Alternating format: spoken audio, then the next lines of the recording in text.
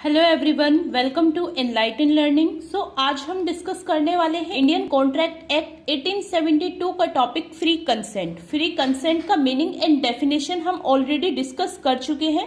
मैं सेक्शंस को लर्न रखने की ट्रिक बता चुकी हूँ इससे पहले वाले लेक्चर में। अगर आपने वो क्लास नहीं देखी है तो प्लीज देख लीजिएगा, मैं आई बटन पर लिंक प्रोवाइड कर दूंगी। अकॉर्डिंग टू सेक्शन 14 के अनुसार वो सभी कंसेंट, वो सभी सहमति फ्री कंसेंट होंगी अगर उनमें ये सभी एलिमेंट उपस्थित नहीं होंगे। वो कौन कौन से एलिमेंट है? फर्स्ट हो जाता है हमारा कोएशन। देखिए फ्री कंसेंट क्या होता है, मैं थोड़ा सा बता देती हूँ। जब दो पार्टी आपस में सेम चीज के लिए एग्री होती है, म्यूचुअल अंडरस्टैंडिंग से एग्रीमेंट करती हैं, उसे बोला जाता है फ्री कंसेंट, मीन स्वतंत्र सहमति। तो सेक्शन 14 के अनुसार सभी सहमति फ्री सहमति होंगी, स्वतंत्र सहमति होंगी, बस उनमें ये फैक्टर्स उपस्थित नहीं होने चाहिए। वो कौन कौन से फैक्टर्स हो जाते हैं, कौन कौन से एलिमेंट हो जाते हैं? फर्स्ट हो जाता है इसमें कोएशन। कोएशन का मतलब होता है हिंदी में जबरदस्ती। अकॉर्डिंग टू सेक्शन 15 ये डेफिनेशन दी गई है कोएशन की, जो कि आपको आंसर राइटिंग क्वेश्चन पेपर में सेम एज इट इज यही डेफिनेशन लिखनी है, क्योंकि देखिए लॉ में कोई भी डेफिनेशन आप चेंज नहीं कर सकते। क्वेश्चन क्या होता है कि जब एक पार्टी किसी दूसरी पार्टी को डरा धमकाकर कुछ भी ऐसा करवाने का प्रयास करती है जो वो अपनी मर्जी से नहीं करता या फिर अनलॉफुल होता है, कानून के द्वारा मान्य नहीं होता, क्राइम होता है, उसे बोला जाता है क्वेश्चन। फॉर एग्जाम्पल मान लीजिए कि आपकी दो पार्टी है, ये आपकी पार्टी है ए एंड ये पार्टी हो जाती है आपकी बी। पार्टी ए को बी की कोई लैंड पसंद आ जाती है बट बी उसका सेल आउट नहीं करना चाहता, तो ए क्या करता है, गन पॉइंट पर लेकर बी को एग्री करवा लेता है उस लैंड को सेल आउट करने के लिए। बी ने यहाँ पर अपनी मर्जी से कॉन्ट्रैक्ट नहीं किया, ए ने उससे जबरदस्ती करवाया है गन पॉइंट पर लेकर। इसे बोला जाता है कोएशन। कोएशन का मीन्स होता है कि जब एक पार्टी दूसरी पार्टी को थ्रेट देती है, डराती है, धमकाती है, जो कि अनलॉफुल होता है according to Indian penal code. जैसे कि आपने देखा होगा फिजिकल वायलेंस होती है या फिर आपका हैरेसमेंट होता है, फिजिकली हैरेसमेंट होता है, रेप केस आते हैं। कोएशन वर्ड का प्रयोग उन्हीं केसों के लिए किया जाता है जो कि जबरदस्ती आपके इच्छा के विरुद्ध आपसे कुछ कराया जाता है, उसे बोला जाता है कोएशन। Next one is undue influence. Undue influence Indian contract act 1872 के सेक्शन 16(1) में बताया गया है कि अनड्यू इन्फ्लुएंस क्या होता है। अनड्यू इन्फ्लुएंस का मीन्स होता है कि जब एक पार्टी किसी दूसरी पार्टी को डोमिनेट करके अपनी बातों में लेने का प्रयास करती है, उसे अपनी बातों में उलझाकर उससे एग्रीमेंट कर लेती है, उसे बोला जाता है undue influence. A contract is said to be induced by undue influence where the relation subsisting between the parties are such that one of the party in the position to dominate the will of the other and use that position to obtain an unfair advantage over the other. Undue influence एक ऐसी situation होती है उसमें दो parties होती हैं, ये आपकी पार्टी 1 है एंड ये पार्टी 2 है। पार्टी 1 इस सिचुएशन में है, इस रिलेशनशिप में है कि वो आपको इजीली डोमिनेट कर सकती है, आपको अपनी बातों में ले सकती है और आपको जो वो कहे मानना पड़ेगा। उसे बोला जाता है अनड्यू इन्फ्लुएंस। पार्टी 1 है, ये आपके पेरेंट्स है एंड पार्टी 2 चाइल्ड है। चाइल्ड को पसंद है डांस करना बट पेरेंट्स चाहते हैं कि चाइल्ड है वो इंजीनियरिंग करे। पेरेंट्स वहां पर ऐसी सिचुएशन में है, वो चाहे तो चाइल्ड को इंजीनियरिंग ही करनी पड़ेगी, डांसिंग छोड़ना पड़ेगा।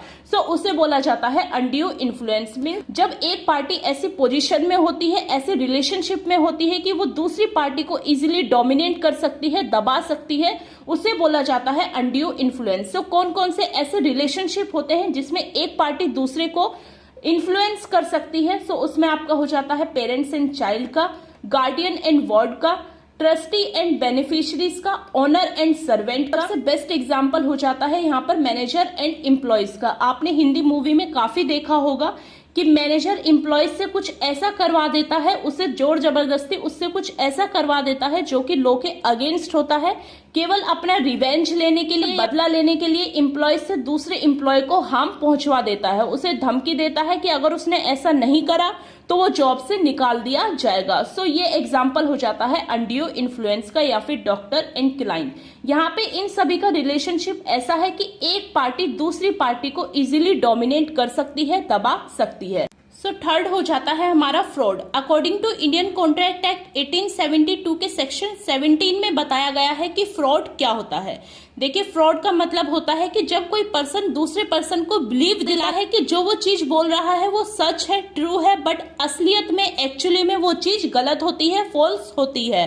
फ्रॉड में एब्सेंस पाई जाती है ऑनेस्टी की, ईमानदारी फ्रॉड में बिल्कुल भी नहीं होती है। फॉर एग्जाम्पल, आपके फोन में काफी मैसेजेस आपने देखे होंगे कि आपने 1 लाख या फिर 2 लाख रुपीस का प्राइज मनी जीत लिया है, अर्न कर लिया है। आप अपनी बैंक डिटेल फिलअप कर दीजिए और आपके अकाउंट में वो पैसे ट्रांसफर हो जाएंगे। कुछ इनोसेंट पर्सन ऐसा कर देते हैं, वो अपनी बैंक डिटेल उन्हें प्रोवाइड कर देते हैं और कुछ टाइम बाद उन्हीं के ही अकाउंट से कुछ पैसे उड़ जाते हैं, उन्हीं के ही अकाउंट से कुछ पैसे विड्रॉ कर लिए जाते हैं। सो ये क्या है? ये है आपका फ्रॉड। आपको दिखाया गया कि आप प्राइज मनी जीत चुके हैं, आपको बस अपनी बैंक डिटेल भरनी है और आपके अकाउंट में पैसे आ जाएंगे, बट रियलिटी में ऐसा नहीं था।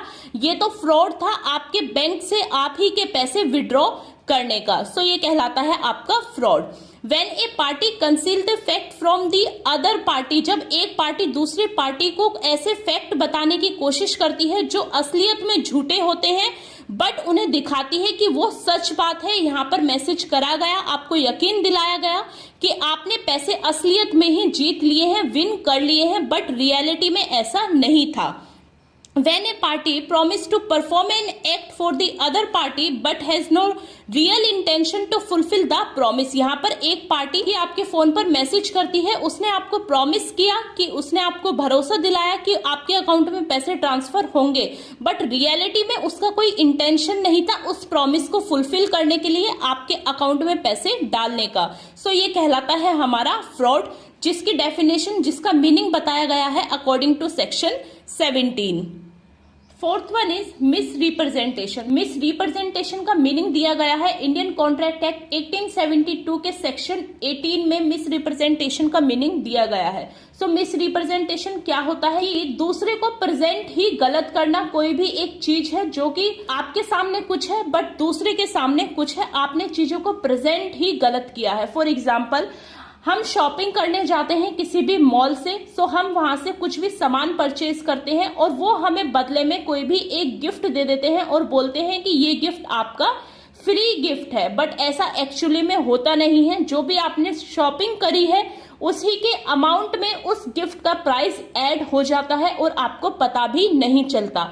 सो ये कहलाता है आपका मिस रिप्रेजेंटेशन। उन्होंने रिप्रेजेंट किया कि आपका जो ये गिफ्ट है ये फ्री है, विदाउट एनी कॉस्ट है, बट एक्चुअली में वो गिफ्ट पेड होता है। आपके द्वारा उस गिफ्ट का भुगतान ऑलरेडी किया जा चुका है अपने इस बिल में। Misrepresentation means a false representation of the facts. आपने फैक्ट्स को गलत तरीके से प्रेजेंट किया है, वो आपका कहलाता है मिस रिप्रेजेंटेशन।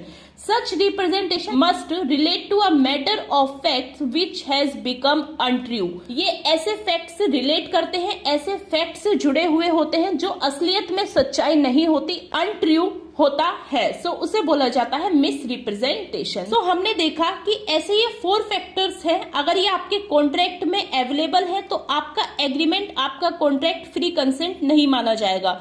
फर्स्ट हो जाता है आपका कोएशन। Second one is undue influence, आप बातों में लेकर किसी से कोई एग्रीमेंट करवाते हो। नेक्स्ट हो जाता है आपका fraud and last one is miss representation. ये ऐसे एलिमेंट्स हैं, अगर ये आपके एग्रीमेंट में अवेलेबल है तो आपका कॉन्ट्रैक्ट वैलिड कॉन्ट्रैक्ट नहीं माना जाएगा, इन्फोर्सेबल बाय लॉ नहीं होगा। सो किसी भी कॉन्ट्रैक्ट के, किसी भी एग्रीमेंट के वैलिड होने के लिए इन सभी फैक्टर्स का ना होना काफी हद तक इम्पोर्टेंट हो जाता है।